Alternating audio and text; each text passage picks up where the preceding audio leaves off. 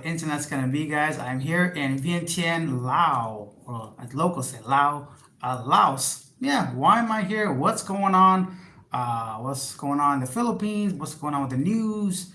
We'll get into all that today. But first, please let me know if you can see and hear me before I start rambling on. And if you guys are watching this after the live stream, you can probably skip ahead a couple minutes until we actually start going. And as usual, please ask all your questions, any thoughts and comments regarding any of the stories I cover in Asia Now, any question regarding traveling, about the Philippines, Thailand, maybe even Laos now that I'm here. Shirky says, hello, Shirky. And yeah, just let me know right now if you can hear me and see me so I can know we are good to go. I'm not sure about the, what do you call it? The internet here because it's been choppy. I arrived here about less than 12 hours ago. So it was okay on and off, but I just don't want the live stream to be, bad. So let me go ahead and see on my other phone if we can be heard and seen. And yeah, we'll just get into everything. This is going to be, as usual, a great chance to get to know you guys, some of the regular viewers, some of the people that comment regularly, and of course, anyone that's been watching Asia Now. Loud and clear. Thank you, Shirky. Gurkha's here. What does Shirky mean? Shirky. Is that hello in Laotian? Okay, we'll get into all that in a second. Guys, buddy, I'm so jet lagged. Okay, here's the thing. I have no idea what's going on in this country. Like, I don't know. I think they speak like, I guess, Laotian, but it's similar to Thai. They understand some Thai. Obviously, it's right on the border. This is going to be so embarrassing. I had no idea that Vientiane was so close to the border of Thailand. That's how little I knew about. Like, I knew it was bordering the country, but I had no idea the capital was so close to Thailand itself.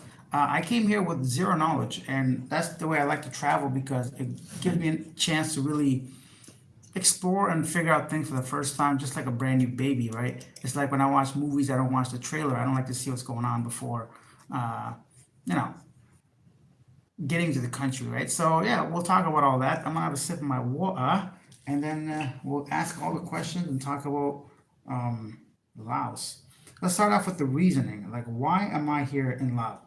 The truth is, I was on my way back to the Philippines, and I'm like, I'm pretty close. Let me just go ahead and hop on a plane and just spend a few weeks here and see what I can, experience because this is Asia now. I am living abroad.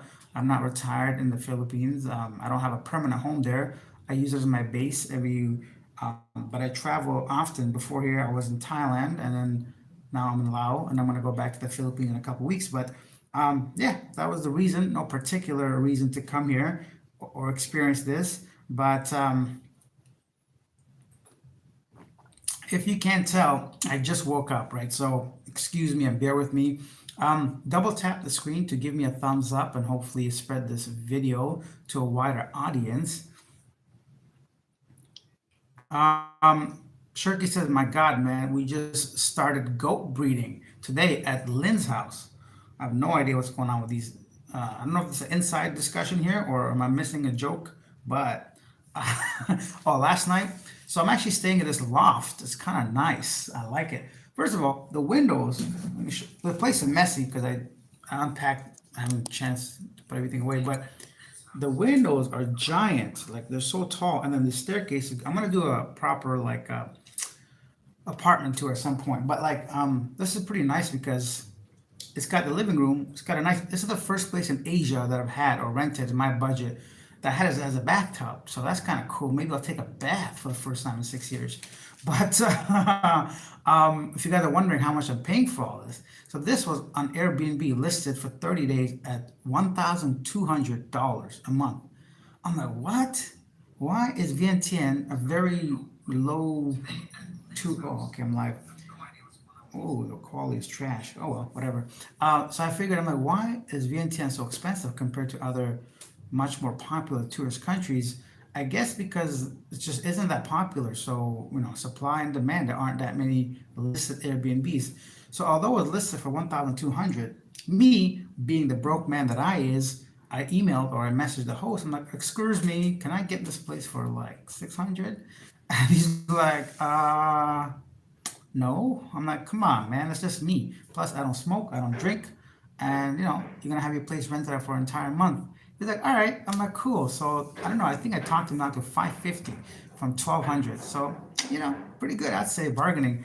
And this dude owns like this whole building, man. Like he's got pretty much, I'll say half the units on Airbnb in the city are his based on my search. So he's got like 5 floors and about 5 units in each, so 25 units, renting at minimum 600 a month if it's full. You can see how much money he's pulling in. I think he's a French dude, but probably he's either Laotian partner or wife or something. Anyways, so that's my little whatever. But it's nice. Last night I was battling some mosquitoes up in there. I killed about 3 of them, and then eventually I just covered myself. I'm like, whatever. I guess I'm gonna get bit. So tonight I got to figure out how to manage that situation. I heard some chickens right in the center of the city. Not chickens, roosters. So it's exciting overall. I'm excited to explore this place. Uh, where are we at here? Oh, okay. So Gurkha and I know each other in real life. Now that makes sense. I'm like, goat breeding, Shirky. Anyway, so yeah, so if you guys have any questions or if you've been to Lao or Vientiane, I think they say it differently in their local dialect. But anyways, let me know what's going on in this city. Yesterday, I didn't want to get too adventurous immediately, so I just put in like pizza in the Google Maps because I had to eat something, and it pulled up this like really popular brick oven. I don't think it's brick oven, but it's good pizza. So I walked my ass about a kilometer, and this place was packed. There was like packed. But luckily, first time ever, being single pays off. I'm like, table for one? They're like, yeah, come on over. Because everybody else was in groups of at least 4 or more. So I got a chance to sit down and bomb diggity boom pizza. Delicious. It was, I think, 120,000, 113,000 kip. Laotian kip. So right now about $1, it's about 21,000 kip, but I just in my head I do by 20,000. So everything is just basically $1 equals 20,000. Yeah, that's that. What's going on here? Brisket lottery tickets say it's not cheap for accommodation there because of largely the demand from mainland Chinese and NGO diplomatic workers.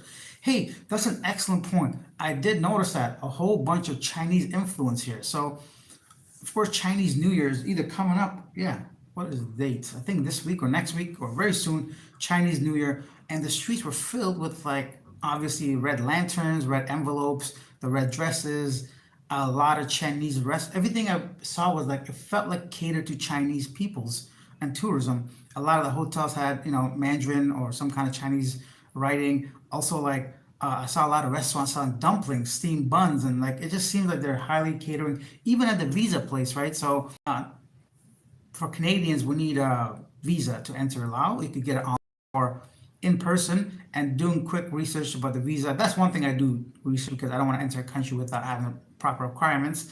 It said that you can get it on arrival or you can get it online. Online it was about $52 and USD. And in person, they said online it was $42. So like plus you still have to fill out the departure card and everything. So e-visa doesn't really benefit you that much. So I'm like, I might as well save myself $10. Plus, if I got to fill it out there anyways, why not? So, anyways, I went to do the whole visa thing, and it clearly stated Vietnamese and Chinese $20.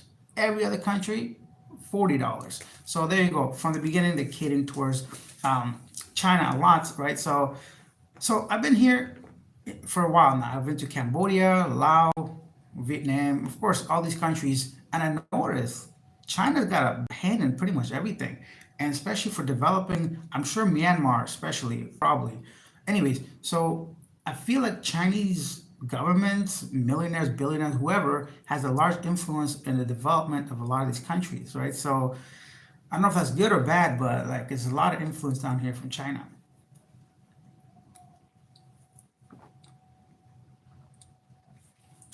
Let's see some more comments here. Sure, I just rented an apartment in San Francisco, Cebu, or San Fernando, Cebu, for a year and paid it for a year upfront and got 2 free months. That's cool, but I would never do that personally. I don't know what can happen within a year, but that's just for me and my lifestyle. If I had like a permanent partner there or something, or if I knew I had a business there, if I knew for sure I'm going to be somewhere long term, I could see why that'd be beneficial. But like even here, within the first 12 hours, there's just like loud humming. I don't know what it is. At first, I thought it was like a bar or a club upstairs, like. or some it's sounds. I'm like, yeah, somebody's having a great time. But then I realized it's not really that. It's like something's happening. I don't know if it's something's pumping, whether it's the generator, the water pump, but it's just it's noticeable. And then as soon as you recognize it, it doesn't really go away. That's one thing. The mosquito situation, I hope it can go away tonight. There's only three, but maybe because nobody's been here for 3 days or something. So these are small things, but it could be a major thing that you don't know until like a week or a couple weeks into your stay, and you just lost maybe 2 months of deposit. That's just me though. If you got a good deal, why not, right? But thank you for sharing. Hey, Joe says, Lao is on my list of retired too. I'm looking forward to getting this info from you. Thank you. No, so on my main channel, Living Abroad, I'm going to do like a proper Lao video. I'm going to do like a first impression, my first day, and maybe apartment tour, food, maybe some costs and all that. But for this channel, unless it's like a live stream, I probably will keep Lao out of it because most of the viewers are interested in the Philippines. Speaking of the Philippines, I just interviewed Pete from the UK, and he explained to me how he's living in Bohol, and we got a good discussion. So you guys can check out Living Abroad if you want to see Pete and I's discussion about his life, his brand new baby, his experience, and all that, his cost of living. So just some questions that most people would have regarding Philippines, right? So. Um, 20-minute movie says you have an audience now. I wonder if you could open up a rental somewhere in the Philippines and rent out your audience. Yeah, that's a great idea. I would. I'm right now. I'm not too keen on opening any business in the Philippines, any rental place, unless I have the funds to pretty much put up a building somewhere or like a multi-unit complex of some kind. That would make sense. I don't know why other people don't do that. Like some of these other guys, that would be the perfect business instead of like but the only thing would be obviously the land ownership is an issue. But if you're married to a Filipino or something, then I think that would make the most sense, right? I don't want to put out names because I don't know their financial situation or relationship status, but that'd be like a perfect way, right? I feel like you can grow. Ah, is that it? No, that's just. Anyways, I could feel like this is a perfect way to grow a business. No, like obviously real estate. I think, in my opinion, is where the money's at, right? So, but yeah, good point, great point, excellent point. But not for me, at least not in the Philippines. Perhaps in Thailand one day, but definitely not in the Philippines. For me, exactly. Brisket and lottery tickets. That China and Vietnam are huge investors. Correct. Yeah, just from walking around, I could feel it. Like I genuinely feel China's influence. And this has been a few hours, me just wandering around. Today, I'm going to explore a bit more. I'm going to go by the riverside. I'm here in the capital city. I'm about, yeah, I don't really know my location specifically. So, but I saw a bunch of hostels, so I think I'm pretty close to the main spot. Vinny says, Alex, I like your every guy approach to Asia now. Thank you. I appreciate that. Let's talk about yesterday's video. So, yesterday I put out a story about John Tewell, the archivist. Like, should we do like a first? Let me go ahead and see if I can set a goal. I don't think we're gonna reach this goal, but why not? How do we set a goal on here?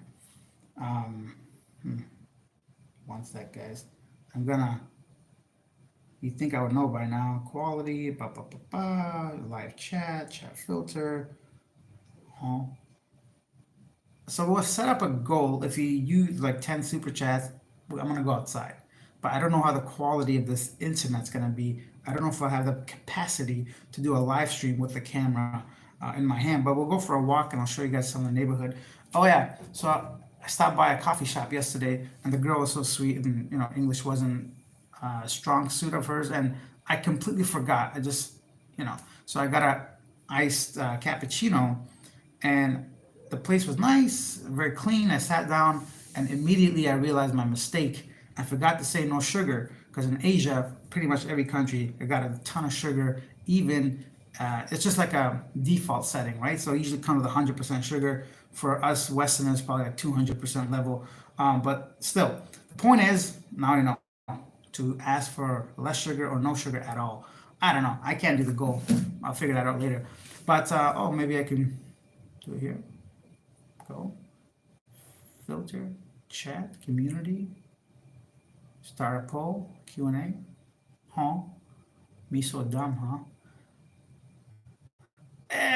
Whatever. So, Shrek said, yeah, my girl's baby starts school. There we go, in June, and it's only a couple of blocks away. Excellent reason to get a long-term accommodation. Your baby girl going to school, you know where the school's at, you know where you got to live at. So why not save a bunch of money by asking up front and staying somewhere long term? Balut John here. Hi, well, hello. Okay, speaking of John, let's talk about John T. Well, the archivist yesterday who's in financial aid. I was surprised the number of hate comment, not really hate, but people against me bringing that story up. I thought I did my part by not posting the QR codes because I don't want you guys wasting money on a story that may or may not be up to date, accurate. The QR codes could be just made up for individuals that are not part of John's crew or whatever. So I'm like, you guys could do your own due diligence, look into it, and donate if you want to the proper peoples. But I was surprised how many people were just so quick to like judge this dude without knowing him. I don't know him either, but I would never jump to conclusion that he mismanaged. Of course, he mismanaged, or else he wouldn't be in that position. But you gotta understand that dude's 81 years old. He's got health issues. The ATM ate up his card. This happened to me, so I know it's a very good possibility. He has a emergency passport. Plus, like somebody pointed out, maybe he doesn't want to go back to the U.S. He's been here who knows how many decades. His wife is from here, and whatever the situation might be, I think it's always important to like not judge people because we don't know everything. If you don't want us to donate, just skip the video or don't donate, or just say your piece without being hateful. I think a lot of people get upset seeing similar stories of other expats maybe spending money when they shouldn't be, getting into relationships, getting scammed, a lot of maybe substance abuse or whatever. Those are true, but not everyone is in that situation or exactly like that. Just my 2 cents. But it's true. If you got to come to the Philippines, anywhere in Asia, you got to really prepare, not just plan A or B. You got to have C, D, even E if you have. So, yeah, I was kind of, I just thought, like everybody said, he's done so much for the country as far as the photos and all that stuff. So some organization would have some funds to go ahead and at least provide him some kind of shelter or emergency funds. But yeah, let's see. Balu Johnson, I did that. I bought a 5 bedroom house in South California. Like the son bought, and like, okay, no tax. Awesome. How is the air? Honestly, it's trash. Right now, I can see like smog everywhere. Um, last night I smelled smoke randomly as well. Um, why is somebody sending me a voice message knowing I'm on a live stream? One sec, y'all. Reply. Doing a live. Doing a live. Ba, ba, ba, ba. Um, yeah, the air's trash. I can see it. And last night I just smelled smoke. I don't know if somebody's burning something outside or somebody, one of these units smoking. When you don't smoke, that's very sensitive to a lot of people. At least for me, I could smell that from like a mile away. That's irritating to me. So I felt like either somebody's smoking nearby or they're burning some trash outside. Vinny says, Alex, I'm interested in all locations, so Laos would be interesting to see. You share the vibe, culture, and expat issues. Yeah, for sure, I will. And I think I'm going to go ahead and reach out to some expats in the Facebook or Reddit groups and see if anybody wants to sit down with me and do like an interview so I can just ask a whole bunch of questions, get their side of the story, of why they chose to be here instead of other popular Asian countries, maybe cost of living, all the usual good stuff. Going back to just expats not planning well, I don't know. I just thought about it too because I'm like, I'm doing this now and I have a plan in my mind. I have investments, but one day, what if something happens and I can't make income? And if I'm older by like 80, I don't know. So it happens, like it's one of those things that you really have to try to prepare and plan well. And if somebody takes advantage of you, I saw something else on Rafi Tolfo, I think that's the show, right? Some famous actor, I think he's from Malaysia, maybe, or Singapore, and a woman really got him good, took a bunch of his money. So it's not new, I guess. It happens often, but I think we have to do our part. Don't send money to anybody, is my point. Um, let's see. What else can we talk about today? So what's my plans? First of all, I gotta clean this place up. So I'm gonna go ahead and unpack properly. I love the fact that it's got a nice big sofa here. It's a pull-out bed. The fridge is massive. The bathroom's awesome. The place is actually nice. So I'm hoping I don't see any roaches, number one. And I'm hoping the internet is fast enough to upload videos like I would. And aside from those two things, I can manage everything else. So it's got a washer, which is great too. So my laundry. One thing it doesn't have is the gym. So I've been eating like a madman for the past 30 days. I've been putting on the weight. And I'm one of those guys that can lose weight fast and gain weight fast too. I've kind of maintained the same weight most of my life. So the point is, it might be a good idea to walk around and see if I could find a gym within walking distance. Check that out, and that's it, man. I'm gonna get back to the regular Asia Now videos tomorrow. Put out some of the content that we missed. Same usual kind of thing. A lot of immigration issues, pogos, and another woman actually got stopped at Maya because not the one we talked about in the last video. Another one for trafficking. I don't know if it's a grown adult citizen wants to travel somewhere. I don't know. It's I can't speak on it because it's not my nation, but I find it.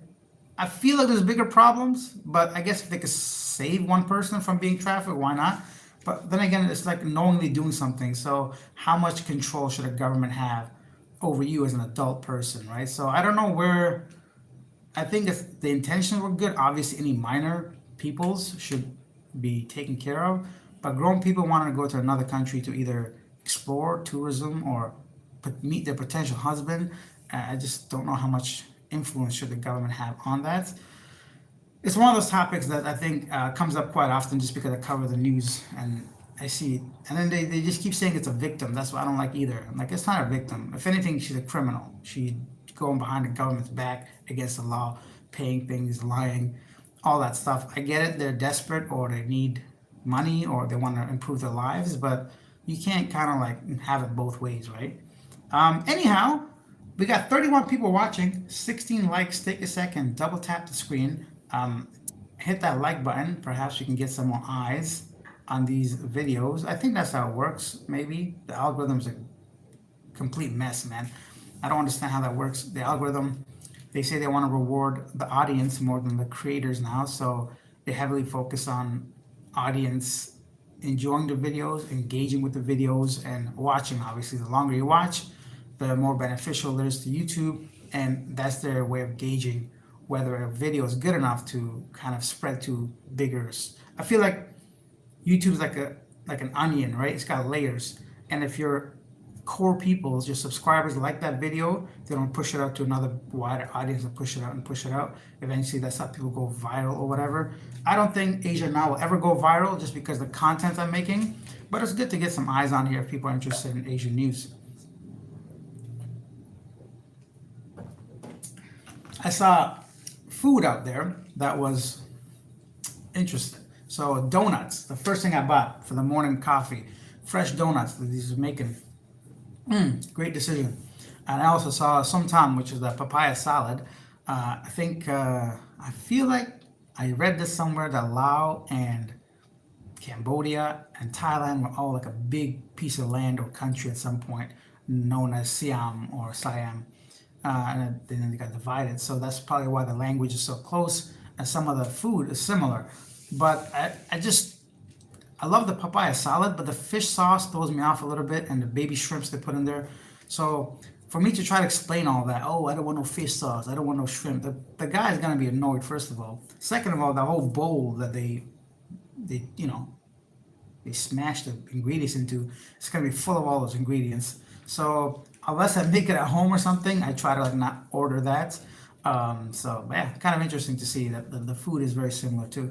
I don't know if this chat is not working anymore, but the comments suddenly stopped about 5 minutes ago. So if you guys have any comments, anything you want to ask, please feel free to ask, or share, or say. Let's see. I'm going to see if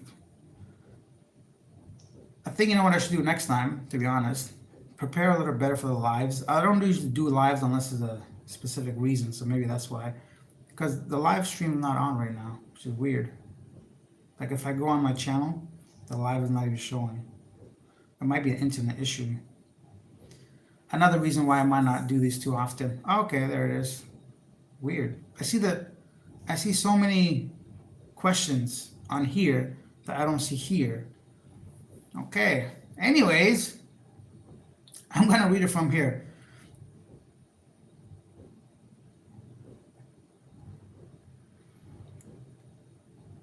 Okay, here we go. So Vinny says, did the gentleman John not work enough in the U.S. to draw Social Security?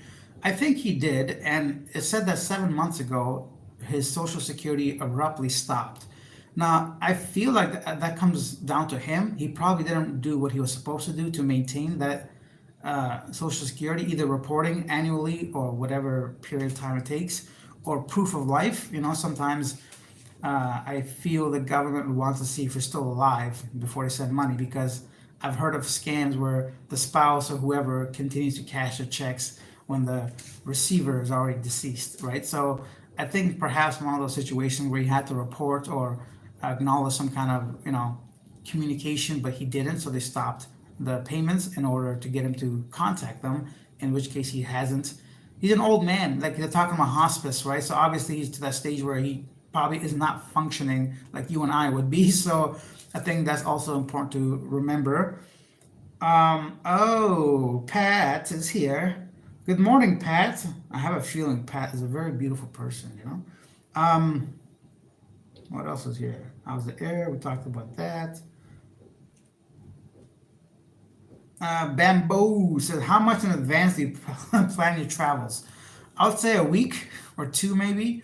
Honestly, I wouldn't say spontaneous, but because I only have a suitcase and very little requirements when it comes to traveling, maximum 4 weeks in advance, if that makes any sense. Just given my style of traveling, my lack of requirements for anything, and I don't need to be in a specific location. So usually less than a month, I'd say, 4 weeks, 3 weeks. And the flights within Asia themselves, they don't fluctuate too often, because these domestic carriers or low budget airlines, they don't fluctuate too often, because they already know the whole schedule. They have multiple flights in and out of these major capitals and all that. So it doesn't make too much of a difference when it comes to price, unless you're flying the next day or even within the same week. Perhaps it goes up a little bit, but anything over a week or two max is pretty much the same. So for the flight, it doesn't affect me either. So that's why I don't mind.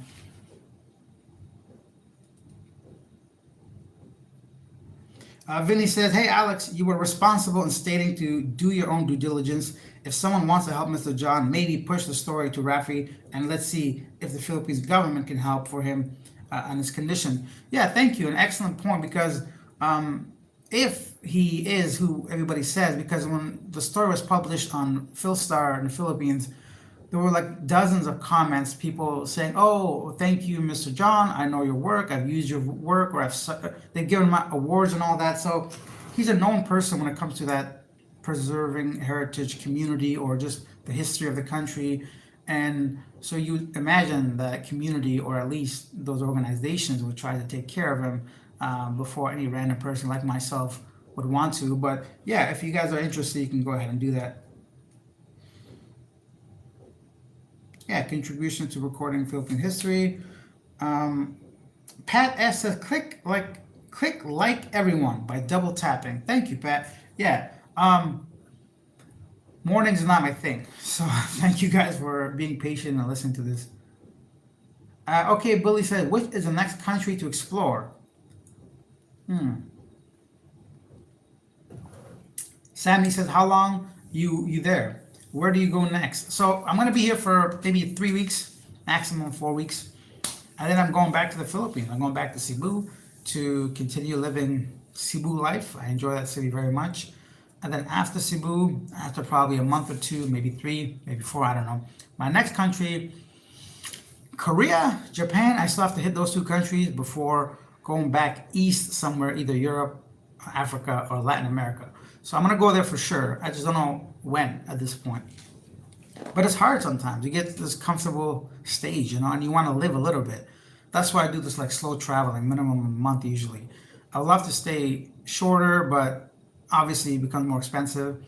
If you stay longer, then you get this routine and you don't want to leave, this comfort level. That's what happened to me in Cebu most of the time. I get out because I enjoy too much, and I get to this like point of just becoming either not lazy, but like just I don't feel productive sometimes, and it just becomes like just comfort zone I kind of don't want to be in too long. I feel like hopefully if I live long enough, it'll be for my later stages of life where I can stay somewhere long term and just enjoy the day a bit more. But now, while I still got some energy, actually speaking of energy, if you want to know how good your physical health is, go for a walk. Go for like a long walk, a 1 to 2 hour walk, and you'll start to feel pain you haven't felt in places you didn't know would feel pain for a while. So yesterday, First thing after like an hour or so walking, I'm like, yo, why is my hip hurting? So my hips start hurting. I'm like, what? So the next thing was like, oh, my knees start hurting. I'm like, oh yeah, I'm getting old, right? So yeah, if you haven't done any exercise lately or just don't know your health for a while, just go for a walk. You'll be surprised how much you'll learn by simply walking around for a while. Hey, Curtis Duran says hello from Mindanao. Hello, Curtis. Welcome to the channel. Bamboo says, is that true that the Philippines condos have a very strict security compared to Thailand? I read reviews on Google Maps about various condos, and people always complain about security guards being on power trip. It's true. So if you're in the Philippines, man, I think sometimes it feels like security guards forget their job. Like if I was a unit owner at any of these condos I've stayed at, I would just lose my shit. So yeah. So first of all, the whole thing with the guests, if you have people coming over, they definitely make them feel like a criminal. There's not really interrogation, but they have to sign in, provide ID. So a party would think, okay, I understand they don't want some random foreigner bringing minors or something to the place or whatever. But if somebody really wanted to do that, I doubt they'll be staying at a condo. So let's start with that. Secondly, they have all your information and the CCTV cameras and all that if they're working. And then it comes to this like other stuff too. So a lot of times the memos are late. So if the pool's being cleaned today, they'll tell you like the day of. The management is not the greatest. This is obviously a very general speaking. I've probably stayed at 2 dozen condos over the past 6 years, and it's no comparison between Thailand and the Philippines. It's just not fair. It's not even. It's like comparing. I don't even know, but like it's not even close. Like Thailand, you have no issues with anything when it comes to security and them being polite and all that stuff. I'm not saying Filipino security guards are rude at all, but it's a different feeling, a different vibe. I don't want to say they're judgmental. You just feel like there's eyes on you. So if you're a private person, like even if you go to the gym, they require you to sign in. Why am I signing into the gym at the same condo I'm staying at? It makes no sense to me. What's the issue? Like now, so if you write your full name, they want your full name, your unit number, your tower number, and what time you come in and what time you leave. I'm like, buddy, now somebody knows exactly who I am, which unit I'm staying at, which floor I'm staying at. So that's like a privacy thing. There's a lot of like little things that might annoy a Westerner. But if you stay at these long enough, you'll kind of understand them. So it won't bother you as much. But it's not really, yeah, they're very strict. Depends on what you consider strict. You can't have more than two guests in your room. For example, so if you're having like a poker game, you want to bring some buddies over. Sorry, only 2 out of the 4 people can come now, or something. So that's one thing. Even the pool and the gym, one person, this and that. Like, buddy, relax. It's not a big deal. So a lot of that stuff, yeah, they're very strict, and like, I get there's condo rules, but I wouldn't. That's another reason why I'd never invest in a condo in the Philippines. Miss Scusi. Philip Massey, hey Alex, are you really in Laos now? Yes, I am. I am here in Laos. Laos? So locals say Lao, English speakers say Laos, but I guess it's like when I first came to Thailand years ago, they used to call it Phuket or Phuket, and I quickly realized, oh, the H is silent in many of the PH words or town names and other names in Thailand. So offboarding. Yeah, Vinny said the problem with offboarding is yes, they save 3 to 5% of Filipinos making bad choices and punish about 95% who have legitimate travel itineraries. Yeah, but that's the thing. I think that's exactly what kind of bothers me. That's what I'm talking about. Yes, of course, save who needs to be saved, but a lot of regular hardworking Filipinas that are maybe, that have regular jobs, one day they want to go to Thailand for a week, they have to prove like everything before they let them leave, especially if they're younger or single, or it's just weird. And I think that's what it is, the fact that so many people get punished for the very few percentage that they supposedly save. So that is the problem. What is next here? Isan, Thailand used to be part of Laos. Oh, very interesting. You are live to me, says Vinny. Well, thank you, Vinny, for that feedback. You are still live, Alex. Okay, so I'm behind now. Now I understand. Thanks. That sticky guy said the fitness gem and pacer test is a multi-stage aerobic capacity test. The progressive gets more difficult as it continues. The 20-meter pacer test will begin in 30 seconds. Line up at the start. Yeah. I think that's called We used to call, when I was growing up, we used to call them doing lines, right? There's a the beep test, right? And it gets like shorter and shorter, I think, or whatever. It is exactly what you explained. I used to do that in the gym. I used to hate it. Vinny said that means Mr. John maybe moved or missed communication for U.S. Social Security proof of life. You nailed it, Alex. Yeah, thank you. Um, Philip Massey also says, I believe you need to report proof of life if your mailing address is outside the country. Oh, yeah, yeah, that's cool. Good to know. I don't think I'll be at that stage for a few years, maybe decades. Scott says, miss you in the Philippines. Don't worry, Scott. I'll be back real quick, very soon. Philippines Airlines versus Cebu Pacific. Philippines Airlines. If I had to pick between the two, definitely Philippines Airlines. What's next? Hello from Lyon, France. Hello, Miss Bonjour, I should say. Actually, speaking of French, so yesterday I went to eat that pizza, and when I was almost finished, these two girls came and sat real close to the next table because it's a small restaurant, and I think they're just trying to figure out where to put people, and they start speaking French and waiting for the check, just given the proximity of us. I felt not really awkward, but I felt like I should say hello. I'm like, why not? Because I heard them speak French. So I'm like, hey, you girls are from like Montreal or are you from France?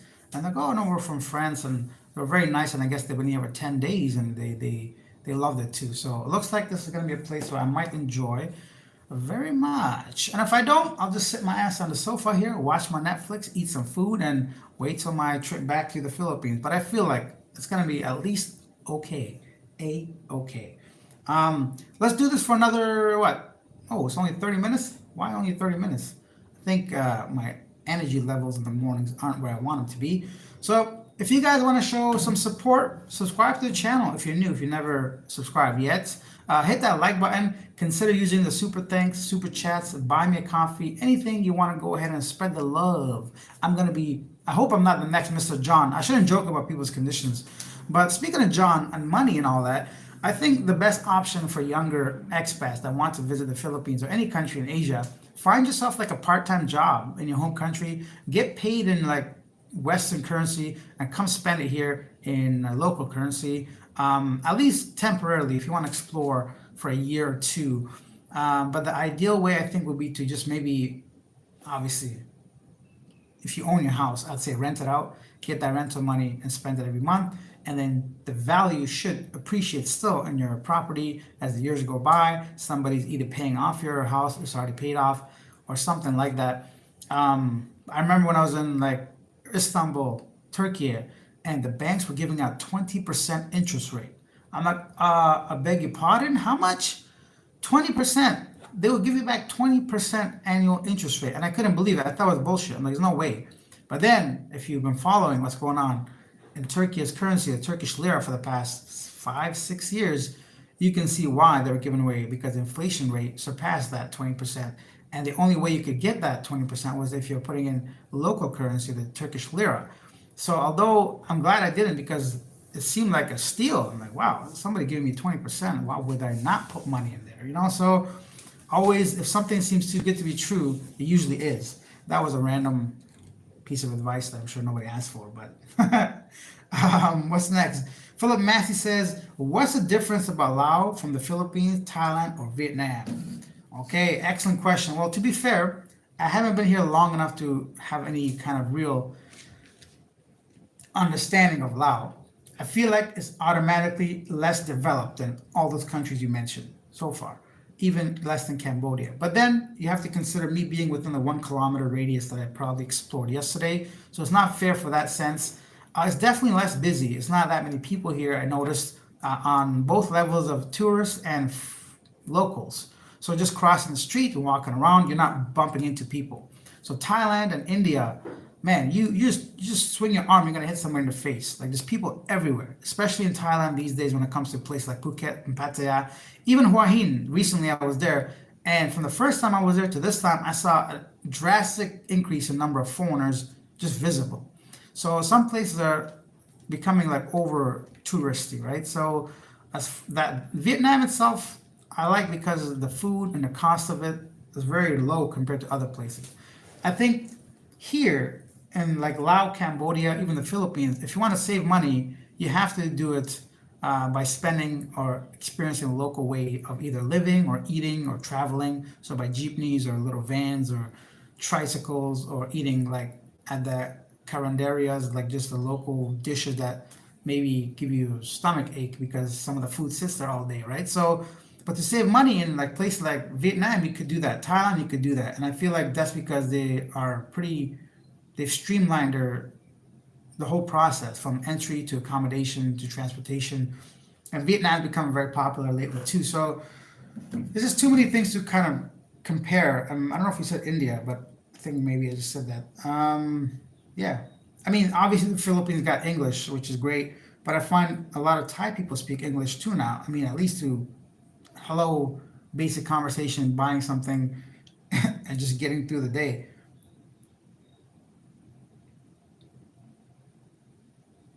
Oh, Bamboo says you previously said that your India videos were the most popular. Knowing that, don't you feel a pressure to visit there again for content? Not the pressure. If I go back to India, it would be simply for my own like curiosity and want to explore different. India is massive. The place is a giant place. And one thing that's very beautiful about India, it's every single state is different and you can feel the difference. So that was really exciting. From Goa to Kerala to like, Mumbai and Delhi and I didn't go to Hyderabad. I want to go to Hyderabad. So to Jaipur, Jodhpur, all those places are all different. It's not really for everybody. So I understand why a lot of people are hesitant to go there because it's a severe culture shock if India is going to be your first Asian country to visit as a Westerner. But if you're someone like myself that's visited a bunch of places, India is manageable. You have to be prepared mentally to face a lot of like fuckery. So a lot of people try to take advantage of you, even for like a few rupees or whatever. So if you're okay with that, if you joke and laugh it off, if you know which apps to use, which place to go, it's a great place. But for someone that's never traveled, I would say highly, I would not encourage it. I would say to go with like a tour or a group or someone that knows what's going on and plans it for you. But not for content. No, I wouldn't go back just for that.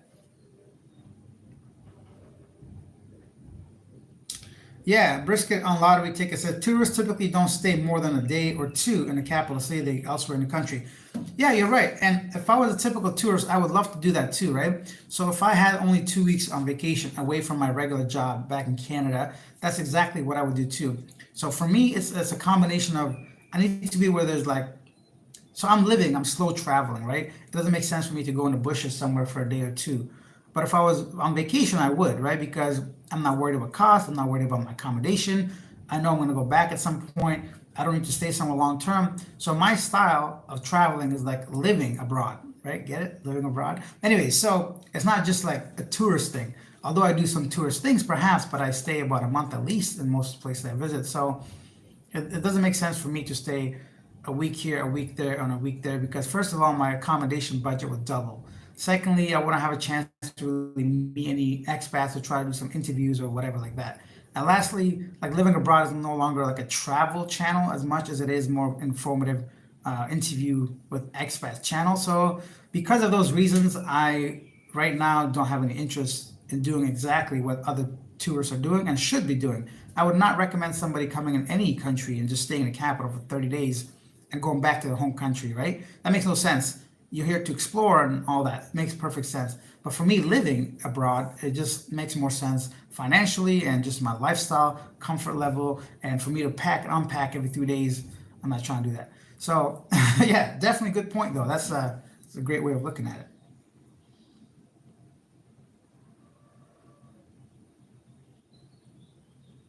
Oh yeah, yeah, true. Brisket, as far as the tourists and most people are like that. Unless you go places like Bangkok. Bangkok is just a whole different world. But because Bangkok has a bit of everything, so a lot of times you're just so comfortable you don't want to go anywhere. But it's true. Like I feel like from just general knowledge, I feel like Laos got a lot of not islands, but like nature, right? So if you want to go into these like smaller villages and areas, you can. Let's do this for like 15 more minutes. Let's see if I can stretch it that long. If I can talk that long about nothing specific, we'll go that far. If not, then we could end this live stream as well. If you guys are enjoying it, double tap the screen for a like. Bamboo says, has anyone reached out to you after you post an interview of them to take it down? Hey, that's a great question. Um, yes, somebody did. I'm just trying to remember who it was and which video it was.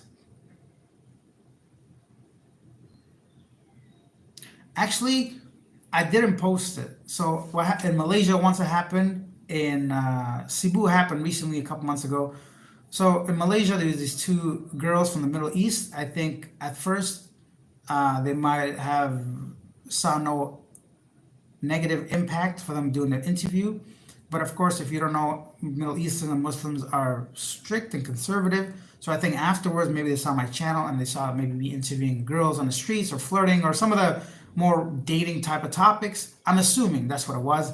They requested kindly to take it, not post it. And I said, yeah, definitely. So when that happens, only a handful of times, I immediately delete the video just in case I forget when I'm about to edit it because I'm always backdated about a month at least. So I have videos right now that are from the Philippines on my regular channel, even though I'm not in the Philippines, right? So if somebody reaches out to me and says that, I just simply delete it and there's no hard feelings. I never try to put somebody in a position they don't want to be in. And I've never done an interview that I didn't post. So whatever you guys see, it's not because I've selected hand and which ones I want to show and which ones I don't want to show. And that's why sometimes they're very positive, sometimes they're very negative, right? It just comes down to people's experience. But never have I taken a video down after I posted it. So I can't remember at least.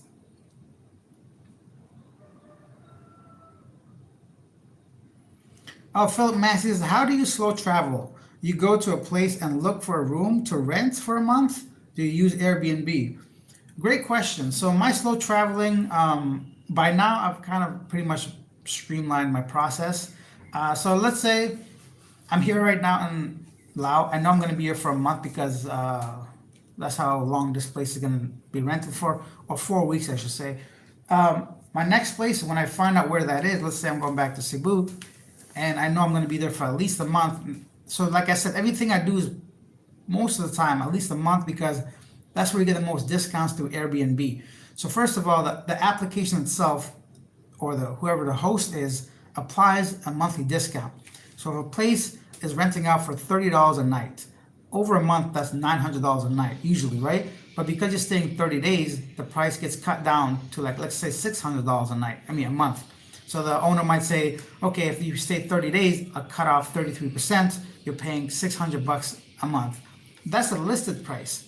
And then you have the Airbnb fee, the cleaning fee, and the taxes. And next thing you know, it goes back up to nearly $900 again anyways, right? So you're like, oh, wait a minute, I don't want to pay all that.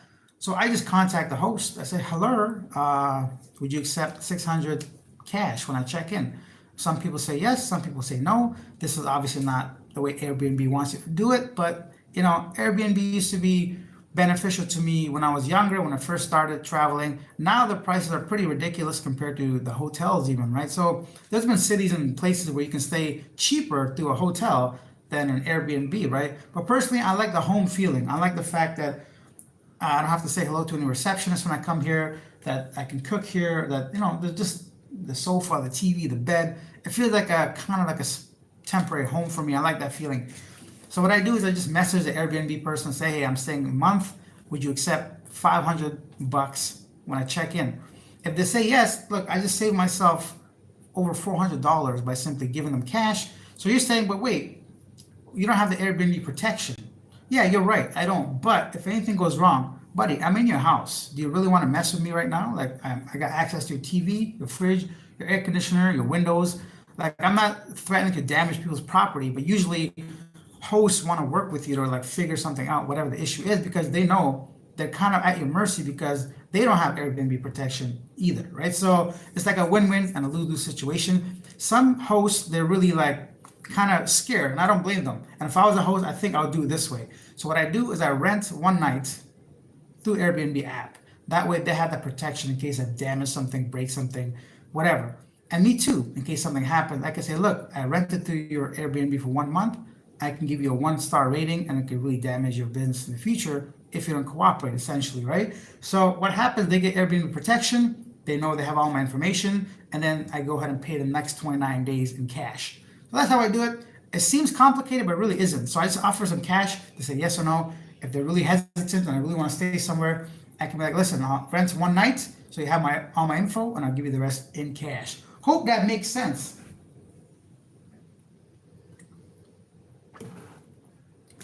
Ben is here. Hey, Alex. Good morning. Good morning, Ben. Pat says you always good give advice, bro. What's going on with my reading? Pat says you always give a good tips.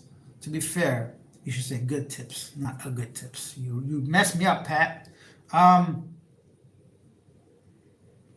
Brisket says, first time I entered Laos, I stayed in the capital for 3 months before exploring everywhere else in the country. Okay, so now I don't feel so bad. So some people stay 3 months. And I think if you're a slow traveler, a month is a bare minimum. If you're going to be here for years, or if you know you're not going back to your home country for a while, depends on the person, right? Some people, I think I would not live this way if I had a guaranteed amount of money every single month. So if I retired or something where I know, let's say $2,000 every single month I'm getting, I don't think I'll be slow traveling, right? So because you know how much money you have coming in, you can stretch your budget a little bit more. You're not worried about doing interviews or making content or none of that stuff, right? So you kind of get to travel for yourself. But that's like the dream, right? And most people don't get to that dream level until they retire. And I think that's the whole kind of paradox that we're living in. Because some people look at this channel, me, or someone else, thinking this guy's living the dream, which is true in a sense. But also, you have to remember YouTube or content creation is always on a creator's mind or like a YouTuber's mind. And it seems simple enough, but I'll make a video going through the whole process of what it takes to just make an Asia Now video that you guys might watch for 10 minutes. But for me, it takes maybe 6 or 8 hours to put together all day from the start to finish, right? So I'm not complaining because it's my choice and I'm happy doing it. I'd rather do this than sitting in an office and just looking at the wall and wishing something. But sometimes it is difficult, and sometimes I understand why other creators have this burnout, right? So there's a genuine reality. I remember before I became a YouTuber, some people would be like, "Oh, I have burnout. I got to take a month off or some time off," and I used to kind of like laugh or just joke about it in my head. "Oh, what a bitch! Come on, you're just traveling. What are you complaining about?" But now I see why. What else is here? People bag the capital as boring, but I like the chilled vibe there. Okay. It is pretty chill so far. Ben says, how do you manage your mail and personal affairs? Do you keep a local address in Canada? Yeah, I still have my Canadian home address, so that's my address. Everything goes there still. Um, Bamboo says, have you thought of doing sponsorships? Some Philippines Thai vloggers promote travel related products or services. Um, so if you're talking about affiliate links, I don't promote that because no, I'm not trying to bash you guys or my living abroad audience. You got to know your audience, right? So people that watch my content, they're typically not in the purchasing mindset. It's not a vlog or channel that. So for example, if I was like a beauty guru, like if I did makeup or whatever, that makes sense to buy the makeup that I'm using or partner with somebody. Firstly, I want to say I do have sponsors on the main channel. Like I just sponsor with the translating earpieces, Time Kettle, the dating app. I did Safety Wing. There's a whole bunch, the luggage. So I do have some sponsors, usually about one a month, maybe two a month. So that helps. As far as affiliate links, I don't do because it's just not enough return on like my time, and I don't want to like lose my credibility pushing something that one or two people might buy, maybe not. So I've never gone out of my way to reach out to somebody. Any sponsorships on the channel is based on them reaching out to me. So you can call that lazy if you want, but I know my audience, and I think for the most part it's not going to be worth my time. That's I'm going to say about that. So the one thing I would consider this on this channel, at least Asia now, because I have consistency now, and the channel grows. I think I might offer a memberships with sponsor, like monthly memberships. If somebody wants to just go ahead and support the channel to continue me doing this, because it is really time consuming. I'm always battling if I should continue with Asia now or not. Um, what else? Let's see. Can of Beans says, any power outages in Laos? I haven't heard of any. Like I've been here 12 hours, not even 12 hours. Yeah, something like that. just about 16 hours now, so no issues yet. But I would assume maybe, I honestly don't have any idea if you guys have been to Laos. I saw like a Russian flag earlier too, like a communist flag, not even like a Russian, like the little hammer and the hook thing. It's right there, man. Weird. What's that all? Is Laos a communist place? This is what I mean. No research before coming here. I want to recommend it for like newbies. Please do your research, um, because I know what's going on with me. So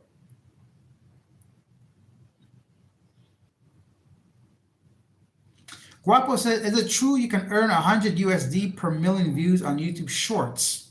100 per million." Well, I can tell you right now if that's true. I'm gonna show you guys how much I made off of million shorts. Give me a second.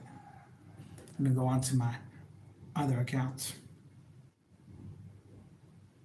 The shorts, my videos, shorts,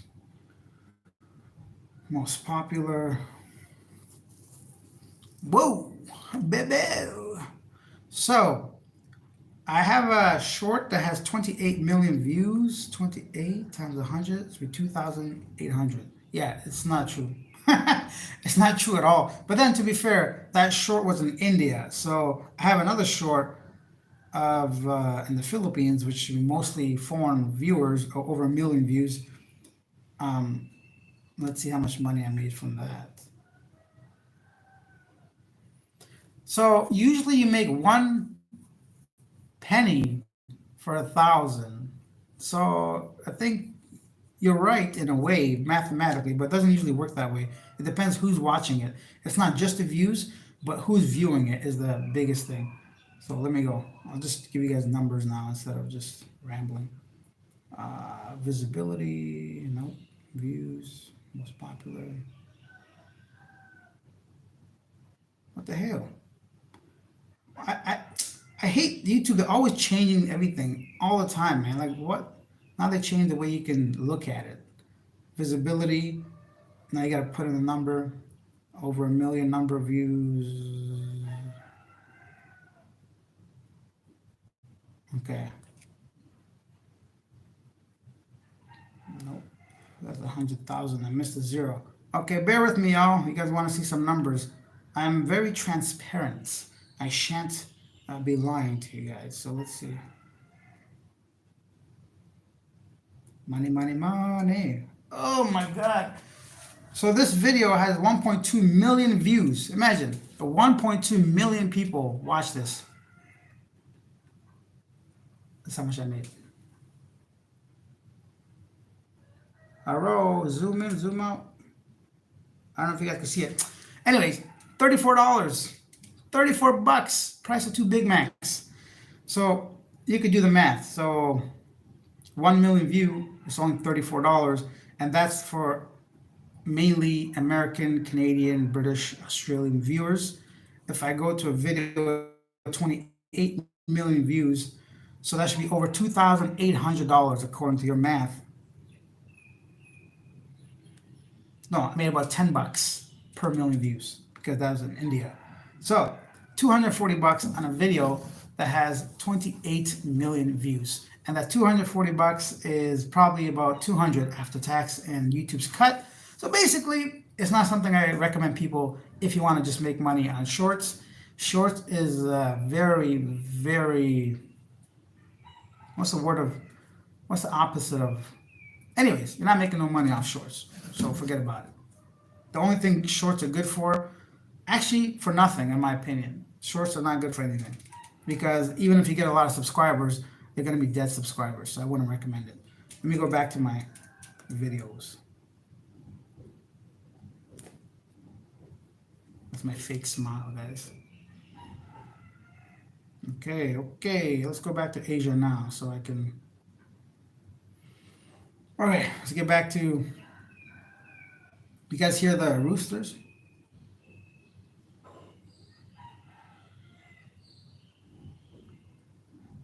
Oh, it's the Socialist Republic of Laos, okay.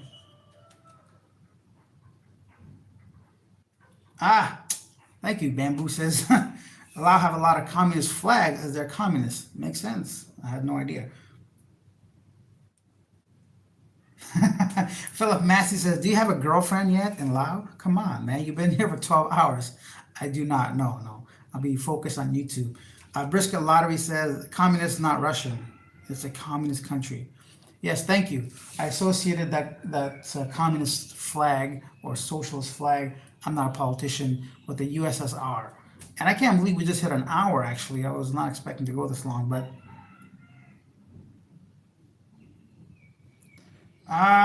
can of beans. Laos seem more backwards than the Philippines. I can't comment on that because I'm not been here long enough, and I assume by backwards you mean just like some unnecessary steps and processes.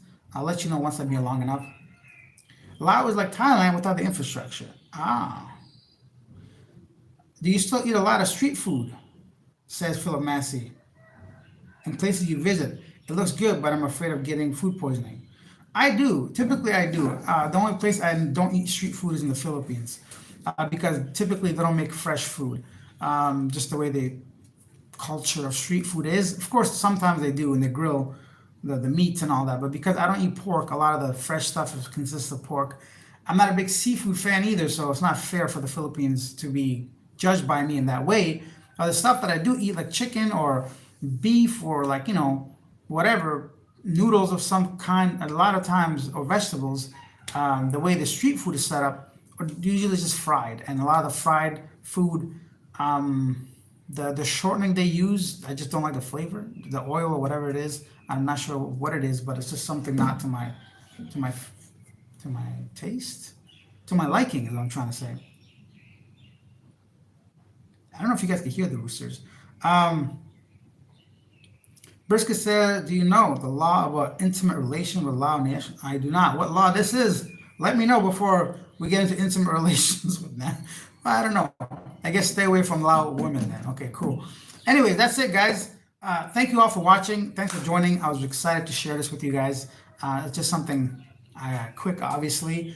I'm going to be here exploring. I'm going to get back to Asia now, the typical format of making the videos.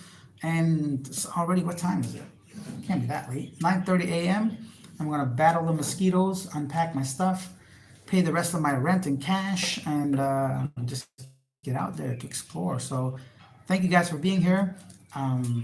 Thanks for asking questions as always. Thank you for watching. Thanks for being part of the channel, both of them. Lao taxi driver said he earns 120 bucks a month. Whoa, that's pretty low. Okay, good to know. One thing I have used already is the two local taxi apps. Loca, for a taxi, I paid 150, so that is $8 from the airport to which was a 15-minute ride, maybe 20-minute, to my apartment. And I use Kuk, is that what it's called? It's like a rickshaw, but actually, I didn't get a rickshaw. I got InDrive, a third app, like a motorcycle taxi, which just took me 2 kilometers for 75 cents. And that ain't not bad. Oh, Ben Vita says hello. Have a good one, Alex. Yeah, thank you all for being here. I'll see you guys in a regular video tomorrow. Bye.